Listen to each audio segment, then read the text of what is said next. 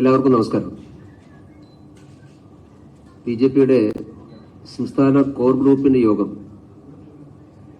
ഇന്ന് രാവിലെ ബഹുമാനപ്പെട്ട സംസ്ഥാന അധ്യക്ഷന്റെ അധ്യക്ഷതയിൽ ചേർന്നിരുന്നു. പാർട്ടിയുടെ സംസ്ഥാനത്തിന്റെ പ്രഭാരിമാരായ ശ്രീ പ്രകാശ് ജാവ്ദേക്കറും സഹപ്രഭാരി അപരാജിത സാരംഗിജി ആ യോഗത്തിൽ പങ്കെടുത്തിട്ടുണ്ടായിരുന്നു. കഴിഞ്ഞ തദ്ദേശ ഭരണ സ്ഥാപനങ്ങളിലേക്കുള്ള തെരഞ്ഞെടുപ്പിൽ കേരളത്തിൽ വലിയ മുന്നേറ്റമുണ്ടാക്കാൻ ഭാരതീയ ജനതാ പാർട്ടിക്ക് സാധിച്ചു എന്നുള്ളൊരു പൊതു വിലയിരുത്തൽ ആ യോഗത്തിൽ പൊതുവെ ഉണ്ടായി. തെരഞ്ഞെടുപ്പിൽ ബിജെപിയെ തോൽപ്പിക്കാൻ വേണ്ടി ബോധപൂർവമായിട്ടുള്ള ചില ശ്രമങ്ങൾ സംസ്ഥാനത്ത് യുഡിഎഫും എൽഡിഎഫും പരസ്പരം സഹായിച്ചുകൊണ്ട് നടത്തിയിരുന്നു എന്നുള്ളതും നേരത്തെ തന്നെ വിലയിരുത്തപ്പെട്ടിട്ടുള്ളതാണ്. ആ കാര്യവും കോർ ഗ്രൂപ്പ് യോഗത്തിൽ ചർച്ചയ്ക്ക് വന്നിട്ടുണ്ടായിരുന്നു. പഞ്ചായത്ത് പ്രസിഡന്റുമാരുടെയും വൈസ് പ്രസിഡന്റുമാരുടെയും തെരഞ്ഞെടുപ്പിലും കേരളത്തിന്റെ പല ഭാഗത്തും ഈ പരസ്പര സഹകരണം യുഡിഎഫും എൽഡിഎഫും തമ്മിൽ നടത്തിയിട്ടുണ്ടായിരുന്നു. അങ്ങനെ യുഡിഎഫിന്റെയും എൽഡിഎഫിന്റെയും പരസ്പര സഹകരണം കൊണ്ട് ഇന്ത്യ മുന്നണിയായി മത്സരിച്ചതിന്റെ ഭാഗമായി കുറേയേറെ പഞ്ചായത്തുകളിൽ ബിജെപിക്ക് പ്രസിഡന്റുമാരെ ജയിപ്പിക്കാൻ സാധിക്കാത്ത സാഹചര്യവും ഉണ്ടായിട്ടുണ്ട്. അതുകൊണ്ട് നിലവിൽ കേരളത്തിലെ ഒരു പൊതു രാഷ്ട്രീയ സാഹചര്യത്തിൽ കോൺഗ്രസും സിപിഎമ്മും പരസ്പരം സഹകരിച്ചുകൊണ്ട് ബിജെപിയെ മാറ്റി നിർത്താൻ ഒരു മുന്നണിയായി മാറാൻ ശ്രമിക്കുന്നു എന്നുള്ളതാണ് തെരഞ്ഞെടുപ്പിലും തെരഞ്ഞെടുപ്പിന് ശേഷം ഉണ്ടായിട്ടുള്ള തദ്ദേശ ഭരണ സ്ഥാപനങ്ങളിലെ തലവന്മാരെ തീരുമാനിക്കുന്ന തെരഞ്ഞെടുപ്പിലും ഉണ്ടായിട്ടുള്ളത്. ഇത് കേരളത്തിൽ വരാനിരിക്കുന്ന കാലഘട്ടത്തിൽ സൃഷ്ടിക്കപ്പെടാൻ വേണ്ടി പോകുന്ന, അല്ലെങ്കിൽ ഇപ്പോൾ അണിയറയിൽ മാത്രമുള്ള, നാളെ പൊതുവേദിയിലേക്ക് വരാൻ വേണ്ടി പോകുന്ന ഇന്ത്യ മുന്നണിയുടെ ഒരാരംഭമാണ് എന്നുള്ള വിലയിരുത്തലാണ് പാർട്ടി നേതൃയോഗത്തിൽ നിന്ന് പൊതുവെ ഉയർന്നു വന്നിട്ടുള്ളത്. മാത്രമല്ല, കേരളത്തിൽ ഇപ്പോൾ ചർച്ച ചെയ്യപ്പെട്ടുകൊണ്ടിരിക്കുന്ന നിരവധി വിഷയങ്ങളിൽ സിപിഎമ്മും കോൺഗ്രസും പരസ്പരം സഹായിക്കുകയും സഹകരിക്കുകയും ചെയ്യുകയാണ്. അതിന്റെ ഏറ്റവും ഒടുവിലത്തെ ഉദാഹരണമാണ് ശബരിമലയിലെ സ്വർണ്ണക്കൊള്ള. നേരത്തെ ആ സ്വർണ്ണക്കൊള്ളക്ക് നേതൃത്വം കൊടുത്തത് സിപിഎം സഹയാത്രികരായിരുന്നുവെങ്കിൽ അതിൽ കോൺഗ്രസിനുള്ള പങ്കാളിത്തം കൂടി ഇപ്പോ മറന്നേക്ക് പുറത്തു വരികയാണ്. കഴിഞ്ഞ ദിവസങ്ങളെല്ലാം പുറത്തു വന്നിട്ടുള്ള വാർത്തകൾ കോൺഗ്രസിനും ഇതിൽ പങ്കാളിത്തമുണ്ട് എന്ന് ബോധ്യപ്പെടുത്തുന്നതാണ്. അപ്പൊ ശബരിമലയിലെ ക്ഷേത്ര പവിത്രത തകർക്കുന്ന കാര്യത്തിൽ, ക്ഷേത്രത്തിന്റെ സ്വത്തുക്കൾ കൊള്ളയടിക്കുന്ന കാര്യത്തിൽ, ഇതിലെല്ലാം സിപിഎമ്മും കോൺഗ്രസും തമ്മിൽ ഒരു പരസ്പര സഹകരണമുണ്ട് എന്നുള്ളതാണ് കഴിഞ്ഞ കുറെ ദിവസങ്ങളായിട്ട് കേരളത്തിൽ പുറത്തു വന്നുകൊണ്ടിരിക്കുന്ന വാർത്തകളിൽ നിന്ന് ബോധ്യമായിട്ടുള്ളത്. കോൺഗ്രസ് സിപിഎമ്മിനെ പഴിചാരുകയും സിപിഎം കോൺഗ്രസിനെ പഴിചാരുകയും ചെയ്തിട്ട് ഈ രണ്ടു കൂട്ടരും ഇരുട്ടിൽ കള്ളന്മാരെ തപ്പുകയാണ്. സത്യത്തിൽ ഈ കൊള്ളയുടെ പറകിൽ കേരളം കണ്ടിട്ടുള്ള ഏറ്റവും വലിയ കൊള്ളയായിട്ടുള്ള ശബരിമല സ്വർണ്ണക്കൊള്ളയ്ക്ക് പിറകിൽ സിപിഎമ്മിന്റെയും കോൺഗ്രസിന്റെയും പ്രമുഖന്മാരായിട്ടുള്ള ആളുകളുടെ പങ്കാളിത്തമുണ്ട്. അതിന്റെ വിശദാംശങ്ങളെല്ലാം പുറത്തു വരേണ്ടതാണ്. ആ വിശദാംശങ്ങൾ പുറത്തു വരാൻ നിലവിലുള്ള SITയുടെ അന്വേഷണത്തിന്റെ പരിമിതികളെ കുറിച്ച് ഞങ്ങൾ നേരത്തെ തന്നെ പറഞ്ഞിരുന്നു. അതുകൊണ്ട് പുതിയ സാഹചര്യത്തിൽ, പ്രത്യേകിച്ചും കേസിനെ സംബന്ധിച്ച് ബഹുമാനപ്പെട്ട കേരള ഹൈക്കോടതി നടത്തിയിട്ടുള്ള ഏറ്റവും പുതിയ നിരീക്ഷണങ്ങളുടെ കൂടെ പശ്ചാത്തലത്തിൽ ശബരിമല സ്വർണ്ണക്കൊള്ള CBI അന്വേഷിക്കണമെന്ന് ഭാരതീയ ജനതാ പാർട്ടി ആവശ്യപ്പെടുകയാണ്. ഞങ്ങളൊരു കേന്ദ്ര ഏജൻസിയുടെ അന്വേഷണം വേണമെന്ന് നേരത്തെ പറഞ്ഞിരുന്നു. അതിന്റെ അടിസ്ഥാനത്തിലാണ് ED അന്വേഷണം ഏറ്റെടുത്തിട്ടുള്ളത്. ഇ ഡി ഈ കേസിന്റെ സാമ്പത്തികമായിട്ടുള്ള കാര്യങ്ങളെക്കുറിച്ച് മാത്രമേ ഇ ഡി അന്വേഷിക്കുന്നുള്ളൂ. പക്ഷേ അതുപോലെ തന്നെ പ്രധാനപ്പെട്ടതാണ് ഇതിലെ അഴിമതിയുടെ എലിമെന്റ്സ് ഉള്ളത്. ഇത് അന്തർദേശീയ തലത്തിൽ പ്രവർത്തിക്കുന്ന സ്വർണ്ണമോഷണ സംഘം, വിഗ്രഹ കള്ളക്കടത്ത് സംഘം, ഇങ്ങനെയുള്ള വലിയ വലിയ സാമ്പത്തിക കുറ്റകൃത്യത്തിൽ ഏർപ്പെടുന്ന ആളുകൾക്ക് ഇതിൽ പങ്കാളിത്തമുണ്ട്. അതുകൊണ്ട് ഈ കാര്യങ്ങളെല്ലാം പുറത്തു വരണമെങ്കിൽ CBI അന്വേഷണം ആവശ്യമാണ് എന്നുള്ളതാണ് BJP സ്വീകരിച്ചിട്ടുള്ള നിലപാട്. ഈ ആവശ്യം ഉന്നയിച്ചുകൊണ്ട് പ്രചരണങ്ങളും പ്രക്ഷോഭങ്ങളും അതോടൊപ്പം നിയമപരമായിട്ടുള്ള കാര്യങ്ങളും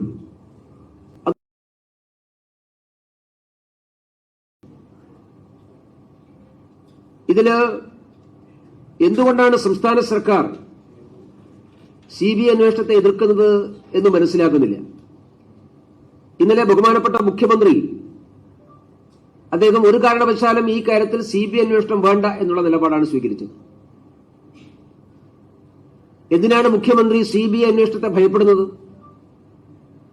അദ്ദേഹത്തിനും അദ്ദേഹത്തിന്റെ പാർട്ടിക്കും ഗവൺമെന്റിനും ഒന്നും ഈ കാര്യത്തിൽ ഒന്നും മറക്കാനില്ല എങ്കിൽ എന്തിനാണ് അവർ CBI അന്വേഷണത്തെ ഭയപ്പെടുന്നത്? CPM സംസ്ഥാന സെക്രട്ടറി പറഞ്ഞത് ഒരു CPM കാരണം ശബരിമലയിലെ സ്വർണം കൊള്ളയടിക്കില്ല എന്നാണ്. അങ്ങനെയാണെങ്കിൽ എന്തിനാണ് സംസ്ഥാന സർക്കാർ CBI അന്വേഷണത്തെ ഭയപ്പെടുന്നത്? അതുകൊണ്ട് ഇതിന്റെ വസ്തുതകളും സത്യാവസ്ഥയും പുറത്തു വരാൻ CBI അന്വേഷണം ആവശ്യമാണ് എന്ന നിലപാടിൽ ഞങ്ങൾ ഉറച്ചു നിൽക്കുകയാണ്. ഈ ആവശ്യം ഞങ്ങൾ നേരത്തെ തന്നെ മുമ്പോട്ട് വെച്ചിട്ടുണ്ടായിരുന്നു. ഇനി ഈ ആവശ്യം ഉന്നയിച്ചുകൊണ്ടുള്ള തുടർ പ്രക്ഷോഭങ്ങൾക്കും പ്രചരണങ്ങൾക്കും നേതൃത്വം കൊടുക്കാനാണ് രാവിലത്തെ കോർ ഗ്രൂപ്പ് യോഗം തീരുമാനിച്ചിട്ടുള്ളത്. ശബരിമല ക്ഷേത്രത്തിന്റെ പവിത്രതയും പരിപാവനതയും സംരക്ഷിക്കാൻ ആഗ്രഹമുള്ള എല്ലാ വിഭാഗം ആളുകളെയും ഒരുമിച്ച് ചേർത്തുകൊണ്ടുള്ള വലിയ പ്രക്ഷോഭത്തിനാണ് പാർട്ടി ആഗ്രഹിക്കുന്നത്. അതിന്റെ ഭാഗമായി ജനുവരി മാസം 14-ാം തീയതി മകരസംക്രമ ദിനത്തിൽ കേരളത്തിലെ എല്ലാ വീടുകളിലും അതോടൊപ്പം മറ്റ് പ്രധാനപ്പെട്ട കേന്ദ്രങ്ങളിലും ശബരിമല സംരക്ഷണ ദീപം തെളിയിക്കാൻ വേണ്ടി തീരുമാനിച്ചിട്ടുണ്ട്. മകരജ്യോതി ദിവസമാണ്. കേരളത്തിനകത്തും പുറത്തുമുള്ള എല്ലാ അയ്യപ്പ വിശ്വാസികളും മകരജ്യോതി തൊഴുന്ന ദിവസമാണ്. ആ ദിവസം തന്നെ ശബരിമല ക്ഷേത്രത്തെ കൊള്ളയടിക്കാൻ വേണ്ടി പരിശ്രമിക്കുന്ന ഈ കൊള്ളസംഘത്തെ നിയമത്തിന്റെ മുമ്പിൽ കൊണ്ടുവരാൻ ആവശ്യമായ അന്വേഷണം വേണം എന്നുകൂടി ആവശ്യപ്പെട്ടുകൊണ്ടാണ് ഈ ശബരിമല സംരക്ഷണ ദീപം തെളിയിക്കാൻ വേണ്ടി പാർട്ടി തീരുമാനിച്ചിട്ടുള്ളത്. ശബരിമലയിലേത് UDF-ന്റെയും LDF-ന്റെയും സംയുക്ത കൊള്ളയാണ് എന്നുള്ളതാണ് ഞങ്ങൾ വിലയിരുത്തിയിട്ടുള്ളത്. അതുകൊണ്ട് ആ സംയുക്ത കൊള്ള, UDF-ന്റെയും LDF-ന്റെയും നേതൃത്വത്തിൽ നടന്നിട്ടുള്ള സംയുക്ത കൊള്ള അത് പുറത്തുവരണം. ശബരിമല ക്ഷേത്രത്തെ തകർക്കാൻ വേണ്ടി പരിശ്രമിക്കുന്ന ശക്തികളെ നിയമത്തിന് മുമ്പിൽ കൊണ്ടുവരണം എന്നുള്ളതാണ് ഞങ്ങൾ ഉന്നയിക്കുന്ന ഏറ്റവും പ്രധാനപ്പെട്ട ആവശ്യം. 14-ന് ശേഷം ഈ ആവശ്യം ഉന്നയിച്ചുകൊണ്ടുള്ള തുടർ പരിപാടികൾക്ക് പാർട്ടി നേതൃത്വം കൊടുക്കും. മറ്റൊരു കാര്യം,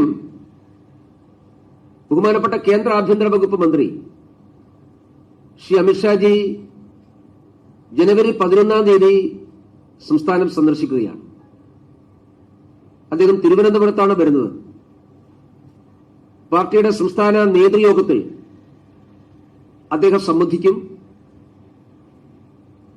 അതോടൊപ്പം കഴിഞ്ഞ തെരഞ്ഞെടുപ്പിൽ വിജയിച്ചിട്ടുള്ള പാർട്ടിയുടെ ജനപ്രതിനിധികളുടെ സമ്മേളനത്തിൽ, മുഴുവൻ കേരളത്തിലെയും പാർട്ടി ചിഹ്നത്തിൽ മത്സരിച്ച് വിജയിച്ചിട്ടുള്ള ജനപ്രതിനിധികളുടെ സമ്മേളനത്തിലും അദ്ദേഹം സംബന്ധിക്കും. 2026-ലെ നിയമസഭാ തെരഞ്ഞെടുപ്പിന് വേണ്ടിയിട്ടുള്ള തയ്യാറെടുപ്പുകളും ആ യോഗത്തിൽ സ്വാഭാവികമായിട്ടും ആലോചനയ്ക്ക് വരും. അതിനാവശ്യമായിട്ടുള്ള മാർഗനിർദ്ദേശങ്ങൾ അമിത്ഷാജിയുടെ ഭാഗത്തുണ്ടാകുമെന്നാണ് ഞങ്ങൾ പ്രതീക്ഷിക്കുന്നത്. തദ്ദേശ ഭരണ സ്ഥാപനങ്ങളിലെ തെരഞ്ഞെടുപ്പിൽ ജയിച്ചിട്ടുള്ള ജനപ്രതിനിധികൾ ബിജെപിയെ സംബന്ധിച്ചിടത്തോളം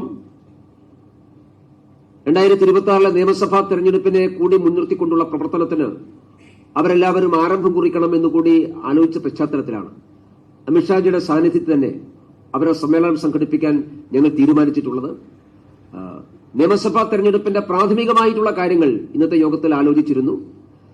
ബാക്കിയുള്ള കാര്യങ്ങൾ 11-ാം തീയതി അമിത്ഷാജി വരുന്ന സമയത്ത് അദ്ദേഹത്തിന്റെ സാന്നിധ്യത്തിൽ ചേരുന്ന യോഗത്തിൽ ബാക്കി കാര്യങ്ങൾ കൂടി ഞങ്ങൾ ചർച്ച ചെയ്ത് തീരുമാനിക്കും.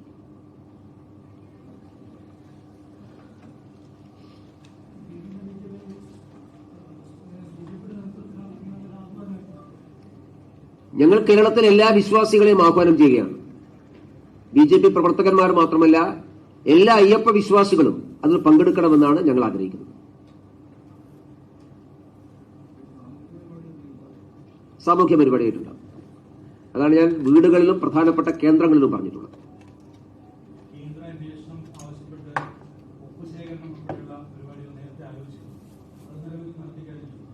പൂർത്തിയായിട്ടില്ല. ആ പ്രവർത്തനം ഞങ്ങൾ നടത്തിക്കൊണ്ടിരിക്കുന്ന സന്ദർഭത്തിലാണല്ലോ തെരഞ്ഞെടുപ്പ് പ്രഖ്യാപിക്കുകയും തെരഞ്ഞെടുപ്പ് വരികയും ചെയ്തിട്ടുള്ളത്.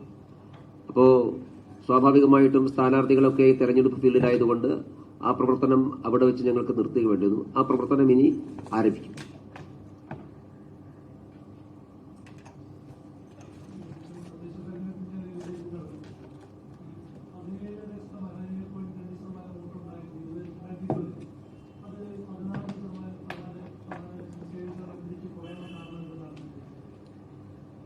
ഒന്ന്, അതൊക്കെ പല കണക്കുകളാണ്. സത്യത്തിൽ ബിജെപിക്ക് 2020 കിട്ടിയത് 14% ലക്ഷം മേലെ, അത് 15% ഉയരുകയാണ് ചെയ്തിട്ടുള്ളത്. ഇപ്പൊ പുറത്തു വരുന്ന കണക്കുകൾ ഗ്രാമപഞ്ചായത്തിന്റെ കണക്കുകൾ, ജില്ലാ പഞ്ചായത്തിന്റെ കണക്കുകൾ, ഇങ്ങനെ പല കണക്കുകളാണ്. ഞങ്ങളിപ്പോ പരിശോധിച്ചിട്ടുള്ളത് കേരളത്തിലെ ജില്ലാ പഞ്ചായത്തുകളുടെ കണക്കുണ്ട്, ഗ്രാമപഞ്ചായത്ത് വാർഡുകളുടെ കണക്കുണ്ട്. അതിന്റെ അടിസ്ഥാനത്തിൽ ഗ്രാമ, ജില്ലാ, ബ്ലോക്ക് പഞ്ചായത്തിന്റെ അടിസ്ഥാനത്തിലുള്ള കണക്കനുസരിച്ച് ബിജെപിയെ സംബന്ധിച്ചിടത്തോളം 1% വോട്ട് വർധനവ് കഴിഞ്ഞ പ്രാവശ്യത്തിൽ ഉണ്ടായിട്ടുണ്ട് എന്നുള്ളതാണ്. പിന്നെ വോട്ടിംഗ് പെർസെന്റേജ് ഒക്കെ അങ്ങോട്ടും ഇങ്ങോട്ടും എപ്പോഴും മാറിക്കൊണ്ടിരിക്കും. അതിനേക്കാൾ പ്രധാനപ്പെട്ടത് കേരളത്തിൽ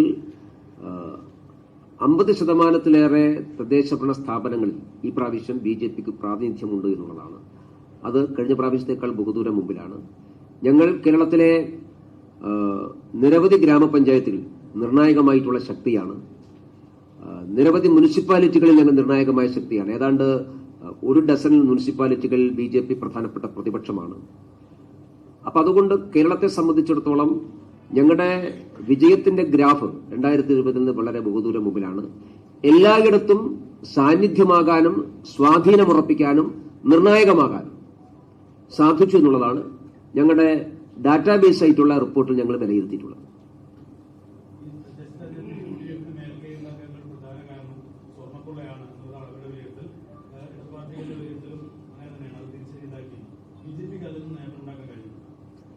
ബിജെപിക്ക് നേട്ടമുണ്ടായിട്ടുണ്ടല്ലോ.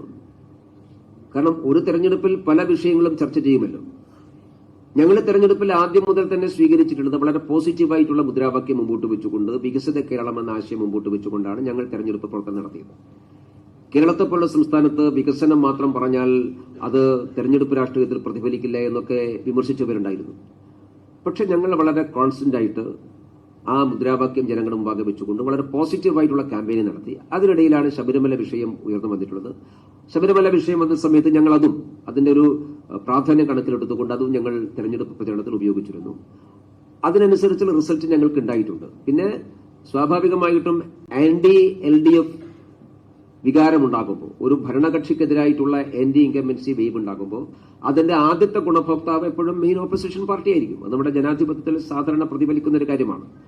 അതുകൊണ്ട് UDF ന് ഗുണം കിട്ടിയിട്ടുണ്ടാകും. UDF ന് ഗുണം കിട്ടി എന്നുള്ളത് കൊണ്ട് BJPക്ക് കിട്ടിയില്ല എന്ന് പറഞ്ഞ അർത്ഥമില്ല. വ്യത്യാസമുണ്ടാകും. ഇപ്പോ UDF ന് 10 വോട്ട് കിട്ടുന്നതും BJPക്ക് 30 വോട്ട് കിട്ടുന്നതും ഒരുപോലെയല്ല. കാരണം പൊതുവെ അവർക്ക് 10 വോട്ട് കിട്ടിയാൽ ജയിക്കാൻ സാധിക്കും, ഞങ്ങൾക്ക് ഒരു 100 വോട്ട് കിട്ടിയാലേ ജയിക്കാൻ സാധിക്കുള്ളൂ. അപ്പോൾ അതുകൊണ്ട് വിജയത്തിൽ വ്യത്യാസമുണ്ടാകും. പക്ഷെ ഞങ്ങളുടെ വിലയിരുത്തലനുസരിച്ച് എല്ലാ ജില്ലകളിലും, പ്രത്യേകിച്ചും തെക്കൻ കേരളത്തിൽ വലിയ മുന്നേറ്റം ഉണ്ടാക്കാൻ സാധിച്ചതിന്റെ ഒരു പ്രധാനപ്പെട്ട ഘടകം ശബരിമല വിഷയം കൂടിയാണ് എന്നുള്ളതാണ് ഞങ്ങളുടെ വിലയിരുത്തൽ. ഞങ്ങളെ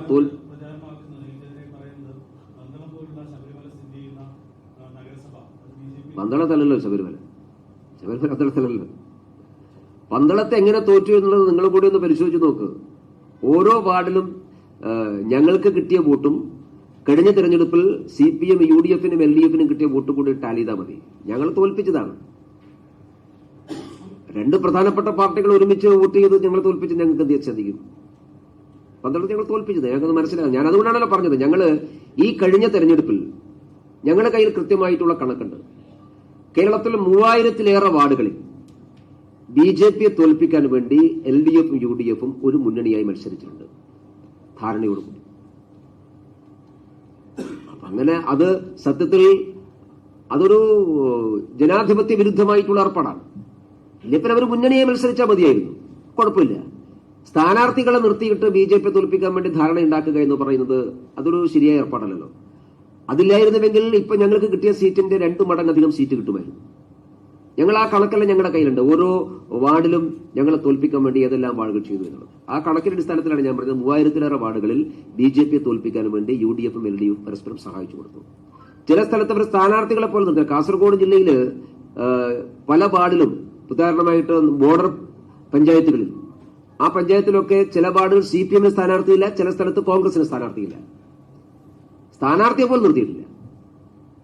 അങ്ങനെയൊക്കെ ഞങ്ങൾ തോൽപ്പിക്കാൻ വേണ്ടി ശ്രമിക്കുകയാണ്. അങ്ങനെയൊക്കെ BJPയെ തോൽപ്പിക്കാൻ മുന്നണികൾ പരിശ്രമിക്കുമ്പോൾ അതിനെയും ഓവർകം ചെയ്തിട്ടാണ് ഈ വിജയം ഞങ്ങൾ കൈവരിച്ചത്.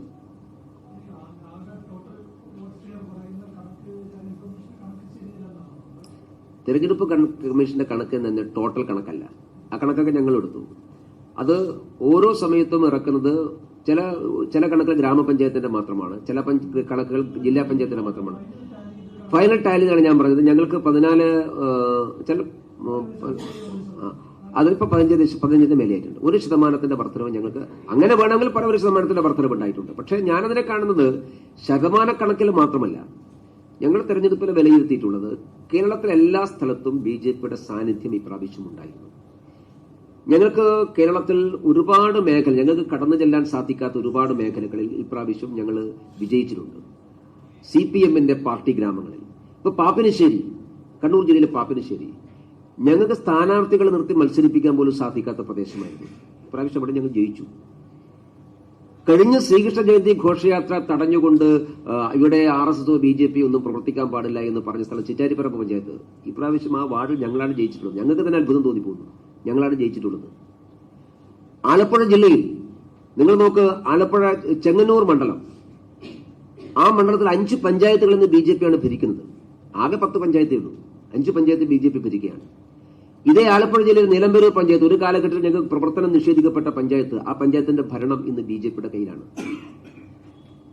അട്ടപ്പാടിയിലെ വനവാസി മേഖല, ആ മേഖലയിലെ വനവാസി പഞ്ചായത്ത്, പുത്തൂർ പഞ്ചായത്ത്, ഞങ്ങൾക്ക് നേരത്തെ പ്രവേശിക്കാൻ സാധിക്കാത്ത സ്ഥലമായിരുന്നു, ഇന്ന് ഭരിക്കുന്നത് BJPയാണ്. മലപ്പുറം ജില്ലയിലെ എടപ്പാൾ പഞ്ചായത്ത്, ഞങ്ങൾക്ക് 2 സീറ്റിനാണ് പഞ്ചായത്തിന്റെ ഭരണം നഷ്ടപ്പെട്ടു പോയത്. 2 സീറ്റും കൂടി ഞങ്ങൾ തോൽപ്പിച്ചതാണ്. പരസ്പരം UDFും LDFും സഹകരിച്ച് ഞങ്ങൾ തോൽപ്പിച്ചതാണ്. ആ 2 സീറ്റുകൾ ഞങ്ങൾ ജയിച്ചത് ഞങ്ങൾ ഇന്ന് പഞ്ചായത്തിന്റെ ഭരണത്തിലാണ്, മലപ്പുറം പോലെ ജില്ലയിൽ. അപ്പൊ ഞങ്ങൾ വിലയിരുത്തിയിട്ടുള്ളത് കേരളത്തിലെ എല്ലാ സ്ഥലത്തും BJPക്ക് കഴിഞ്ഞ കാലങ്ങളിൽ പ്രവർത്തിക്കാൻ സാധിക്കാതിരുന്ന, വിജയിക്കാൻ സാധിക്കാതിരുന്ന, ഞങ്ങൾക്ക് സ്ഥാനാർത്ഥികളെ നിർത്തി മത്സരിപ്പിക്കാൻ പോലും കഴിയാതിരുന്ന ധാരാളം പഞ്ചായത്തുകളിൽ മത്സരിക്കാൻ സാധിച്ചു, അവിടെയൊക്കെ ജയിച്ചു. അതുകൊണ്ടാണ് ഞാൻ സൂചിപ്പിച്ചത്, കേരളത്തിൽ ഞങ്ങളുടെ സാന്നിധ്യവും സ്വാധീനവും എല്ലായിടത്തും പ്രകടിപ്പിക്കാൻ സാധിച്ചു എന്നുള്ളതാണ് ഞങ്ങൾ അതിനെക്കുറിച്ച് വിലയിരുത്തുന്നത്. ഞങ്ങൾ അതിനെക്കുറിച്ച് നല്ല കോൺഫിഡന്റ് ആണ്. ഞങ്ങൾക്ക് 2026 നിയമസഭാ തെരഞ്ഞെടുപ്പിലേക്ക് പോകാൻ ആവശ്യമായിട്ടുള്ള കോൺഫിഡൻസ് ഈ തെരഞ്ഞെടുപ്പ് ഫലം നൽകിയിട്ടുണ്ട് എന്നുള്ളതാണ് ഞങ്ങളുടെ ഒരു വിലയിരുത്തൽ.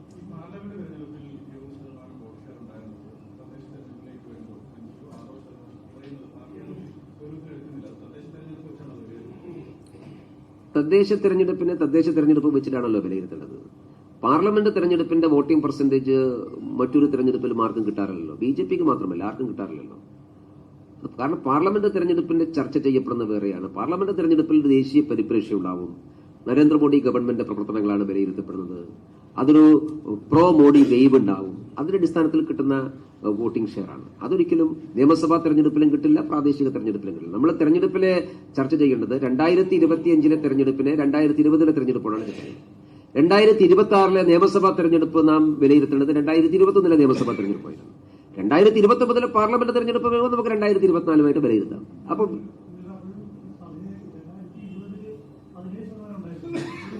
17 ഇല്ല, 14% ഉള്ളൂ ഞങ്ങളുടെ വോട്ടിംഗ് പെർസെന്റ്. ഞാൻ തെരഞ്ഞെടുപ്പ് കമ്മീഷന്റെ കണക്കിൽ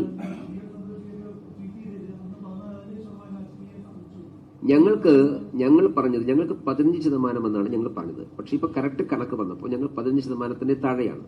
നമ്മൾ റൗണ്ട് ഫിഗർ ആയിട്ടാണ് ഈ 15% പറയുന്നത്. 14.71% മാത്രമേ BJPക്ക് ഉണ്ടായിരുന്നുള്ളൂ. ഞാനത് വലിയ വർധനപാടെന്ന അർത്ഥത്തിലൊന്നുമല്ലല്ലോ നിങ്ങളോട് പറയുന്നത്.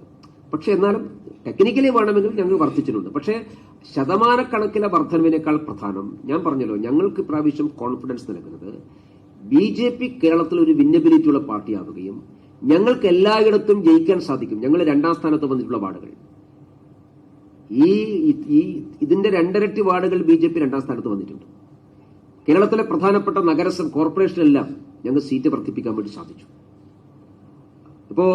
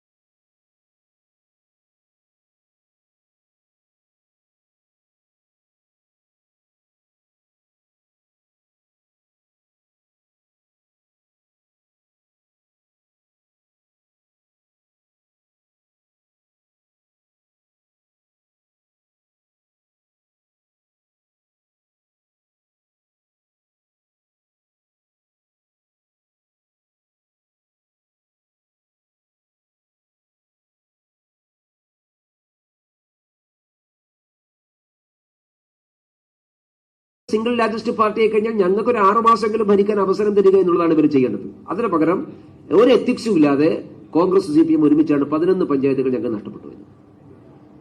എന്നിട്ട് ഞങ്ങൾ കഴിഞ്ഞ പ്രാവശ്യത്തിന്റെ ഇരട്ടി പഞ്ചായത്തുകൾ ഭരിക്കുകയാണ്. പിന്നെ എങ്ങനെയാണ് ഞങ്ങൾ പുറകോട്ട് പോവുക?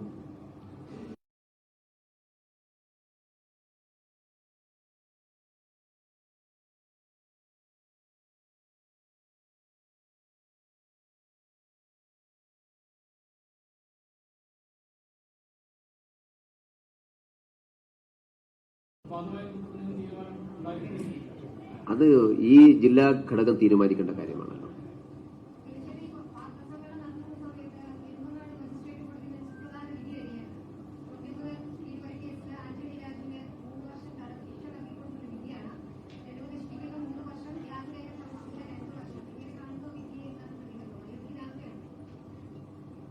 സത്യത്തിൽ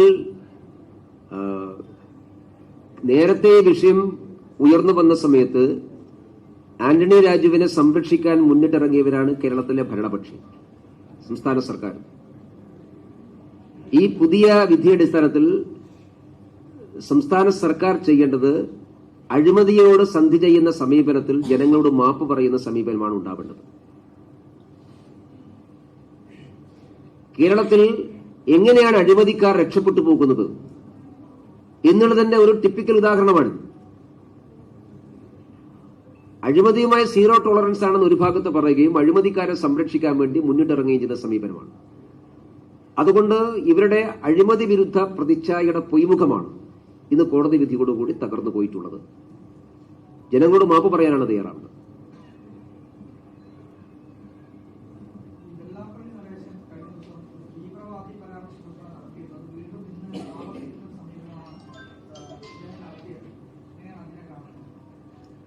അത് അദ്ദേഹത്തോട് ചോദിക്കേണ്ട കാര്യമല്ലേ? അത് അദ്ദേഹത്തിന്റെ ബോധ്യത്തിന്റെ അടിസ്ഥാനത്തിലായിരിക്കും. എനിക്കിങ്ങനെ പറയാൻ സാധിക്കുക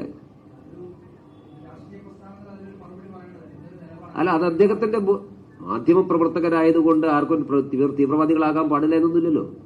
അദ്ദേഹം എനിക്കറിയില്ല. എനിക്കിങ്ങനെ പറയാൻ പറ്റുക? എനിക്കിങ്ങനെ ഒരാളെ പറയാൻ പറ്റുമോ? നിങ്ങളെല്ലാവരും എന്റെ സുഹൃത്തുക്കളല്ലേ, എനിക്ക് നിങ്ങളെ കുറിച്ച് എങ്ങനെ പറയാൻ പറ്റുക? അദ്ദേഹം പറഞ്ഞത് അദ്ദേഹത്തിന്റെ ബോധ്യത്തിന്റെ അടിസ്ഥാനത്തിലായിരിക്കും. വെള്ളാപ്പള്ളി നടേശൻ കേരളത്തിലെ ഏറ്റവും പ്രധാനപ്പെട്ട ഒരു സാമുദായിക സംഘടനയുടെ ജനറൽ സെക്രട്ടറിയാണ്. കേരളത്തിൽ മുഴുവൻ പ്രവർത്തനമുള്ള ഒരു സംഘടനയാണ് SNDP യോഗം. അപ്പൊ അദ്ദേഹത്തിന്റെ ബോധ്യത്തിന്റെ അടിസ്ഥാനത്തിലായിരിക്കും അദ്ദേഹം പറഞ്ഞത്, അല്ലാതെ പറയില്ലല്ലോ.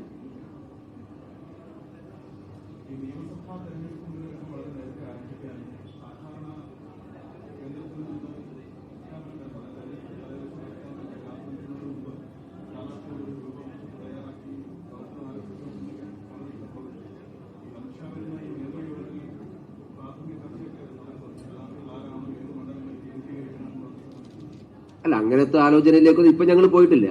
ഞങ്ങൾ നിയമസഭാ തെരഞ്ഞെടുപ്പിന് വേണ്ടിയുള്ള തയ്യാറെടുപ്പുകൾ ആരംഭിക്കാൻ വേണ്ടി തീരുമാനിച്ചിട്ടുണ്ട്. പ്രത്യേകിച്ചും ഇപ്പോ SIR-ന്റെ അടിസ്ഥാനത്തിൽ വോട്ടർ പട്ടികയിൽ പേര് ചേർക്കുന്ന പ്രവർത്തനം നടക്കുകയാണ്. ആ പ്രവർത്തനത്തിൽ സജീവമായി ഇടപെടാൻ പാർട്ടി ഘടകങ്ങൾക്ക് നിർദ്ദേശം നൽകിയിട്ടുണ്ട്. പുതിയ ബൂത്തിന്റെ എണ്ണം വർദ്ധിച്ചിട്ടുണ്ട്. അപ്പൊ അതിന്റെ അടിസ്ഥാനത്തിൽ പുതിയ വോട്ടർ പട്ടികയുടെ അടിസ്ഥാനത്തിൽ ബൂത്ത് കമ്മിറ്റികളുടെ പുനഃക്രമീകരണത്തെ കുറിച്ച് തീരുമാനമെടുത്തിട്ടുണ്ട്. സമയബന്ധിതമായി അത് പൂർത്തിയാക്കാൻ വേണ്ടി പറഞ്ഞിട്ടുണ്ട്. അങ്ങനെയുള്ള പ്രാഥമികമായിട്ടുള്ള സംഘടനാ കാര്യങ്ങളൊക്കെ പൂർത്തിയാക്കാൻ വേണ്ടിയിട്ടുള്ള തീരുമാനമെടുക്കുകയും നിർദ്ദേശം കൊടുക്കുകയും ചെയ്തിട്ടുണ്ട്. ബാക്കിയുള്ള എല്ലാ കാര്യങ്ങളും ഇനിയുള്ള ദിവസങ്ങൾ ചർച്ച ചെയ്യാനിരിക്കുന്നേ ഉള്ളൂ. പിന്നെ തീർച്ചയായിട്ടും ഒരു വേണം, രണ്ടും രണ്ടല്ലേ? നിങ്ങൾ കൗണ്ട് ഡൗൺ തുടങ്ങി കഴിഞ്ഞു അല്ലേ? ഞാനത് രാജേഷോട് പറയാം, നിങ്ങൾ കണ്ടി തുടങ്ങുന്നുണ്ട്.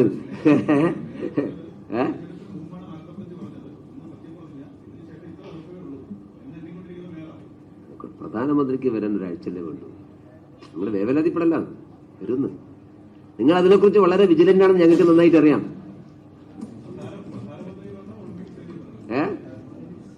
ഒളിമ്പിക്സ് 2036 ഇനി എത്ര കിടക്കുന്നത്?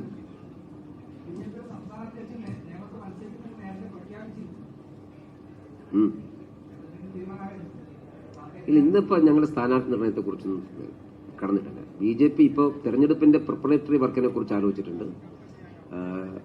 ഞങ്ങൾക്ക് നല്ല കോൺഫിഡൻസ് ഉള്ളതുകൊണ്ട് നല്ല രീതിയിൽ ഈ പ്രാവശ്യം തെരഞ്ഞെടുപ്പിൽ പെർഫോം ചെയ്യാൻ സാധിക്കുമെന്നുള്ളതുണ്ട്.